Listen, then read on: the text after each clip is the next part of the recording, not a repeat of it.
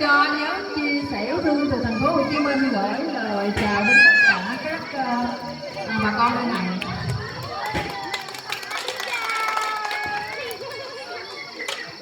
Nhóm rất hân hạnh được đến đây chia sẻ một chút xíu gì của nhóm có cho bà con được vui.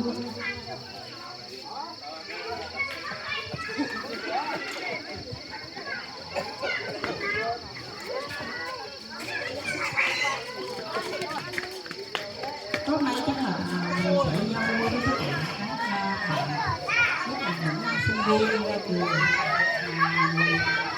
đi nhận một cái công việc công tác hơi xa xôi lạ lắm và rất là khó khăn. Thì ở đây cái nhóm nhỏ của mình nó chỉ là có một chút xíu công sức và kêu gọi tất cả các bạn làm sao thì của ít lòng cùng mà cái quan trọng là tấm lòng của tất cả mọi người dành cho tất cả các giáo viên ở đây.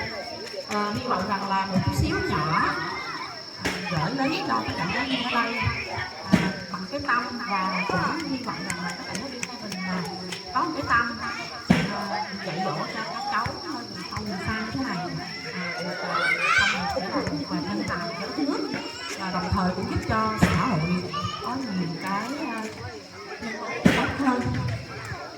Không có gì nói nhiều hơn bằng hãy vui, thoải mái và chơi hết mình đêm nay, được không ạ?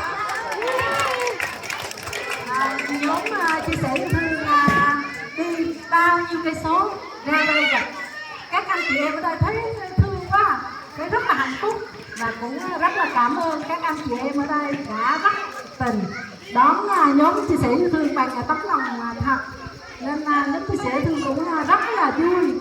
Thấy tự nhiên tay hết mấy cái mệt mà thấy các anh em mà con mấy đứa bé ở đây tự nhiên thấy thương ghê luôn á. Hôm nay có cái việc cũng bỏ qua cho nhóm chia sẻ yêu thương từ xa mà nên thầy anh em mình tới đây là mình hãy chung vui với nhau, vui cười thoải mái, chơi hết mình đêm đây, đồng ý không ạ? Rồi chúng ta chuẩn bị. Mọi người cùng nắm tay đốt đi chạy ha, đi vòng vòng, đi vòng vòng, đi vòng vòng.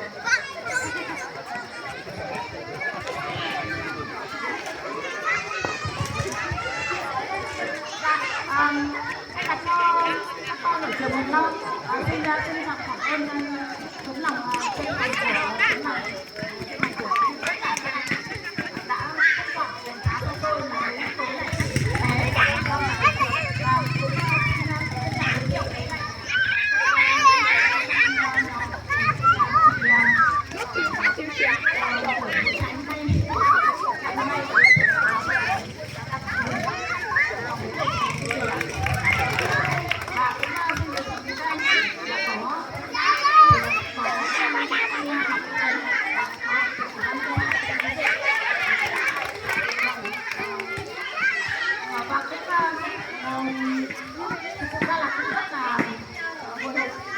này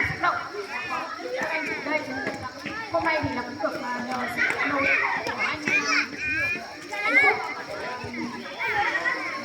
giám đốc Thể thao Hà Giang đã đến không quản được giá của tôi, mà bây giờ các anh mới đến được đến đây để cho người một vé. Anh Phúc ạ. Chính là em là tài chính của thế với lại đây buổi hôm nay thì còn có tất cả các anh chị em đoàn viên giáo viên trong trường và tất cả các bé điểm trường tấn thành hoặc là cũng quá, và cũng đến hôm nay thì là cũng có đồng chí giám đốc cửa hàng Viettel Hoàng Thị cũng đã đến đây để đón đoàn ạ.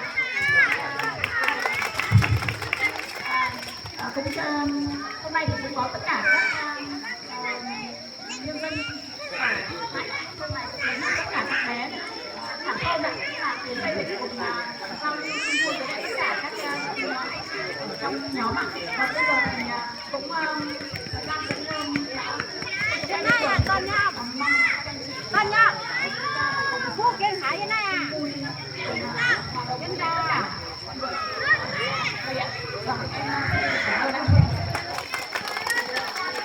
Dạ bây giờ em cũng nói luôn đôi lời với tất cả mọi người là bay từ 6 giờ đến Lan Anh ơi. Nội Bài 8 giờ. Từ 8 giờ ở sân bay Nội Bài đi lên đây, mà nhất là từ ở Hàng Xuân Tiền mà vô tới đây mất 3 tiếng, 3 tiếng, đường rất là xấu. Thành ra bây giờ ở đây nhóm sẽ chơi và vui chơi với bà con trong vòng 1 tiếng đồng hồ.